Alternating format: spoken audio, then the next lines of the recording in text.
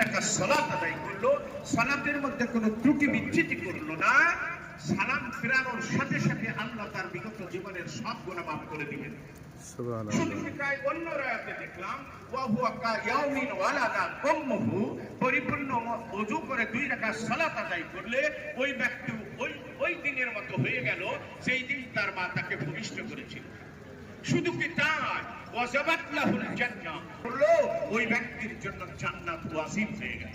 এমন পরিপূর্ণ ওযুটা কি একটু কান খাড়া করি ভাই, আগে বলেছে আমার ডাইনো অত্যন্ত নামি দামি অত্যন্ত সম্মানিত স্ট্যাটাস দেখে জান্নাত নেওয়ার চেষ্টা করবো না, মেহেরবানি করে আপনার অনুরোধ করতেছে। আপনার ইয়ালবিসু ঈমানাহুম বিযুলমিন উলাইকা লাহুমুল আমনু ওয়া হুম মুহতাদুন।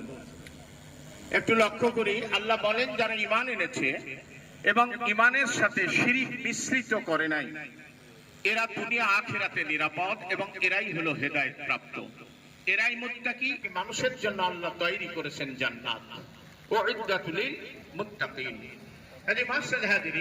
আমরা মসজিদে বিভিন্ন জায়গায় সিয়ামের গুরুত্ব, তাৎপর্য ইত্যাদি সম্পর্কে আপনার অত্যন্ত গুরুত্বপূর্ণ আলোচনা শুনেছেন।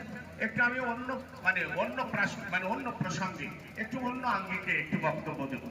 সেটা হলো, এক হলো যত করবেন ওই ব্যক্তির মান আর ইজ্জত সম্মান তত বেড়ে যাবে। কারণ আমাদের সার্টিফিকেট দিয়ে ইজ্জত আর সম্মান তেমন নেই, বরং আল্লাহর কাছে ইজ্জত আর সম্মান তো তারই বেশি। ইন্না সবচাইতে ইমানদার একজন পূর্ণ নবী মুত্তাকি, আর এই পূর্ণ ইমানদার মুত্তাকি দিনদার মানুষের সাথে আল্লাহর জান্নাতের ওয়াদা। ওয়াদাল্লাহুল মুমিনিনা ওয়াল মুমিনাত জান্নাতিন তাজরি মিন তাহতিহা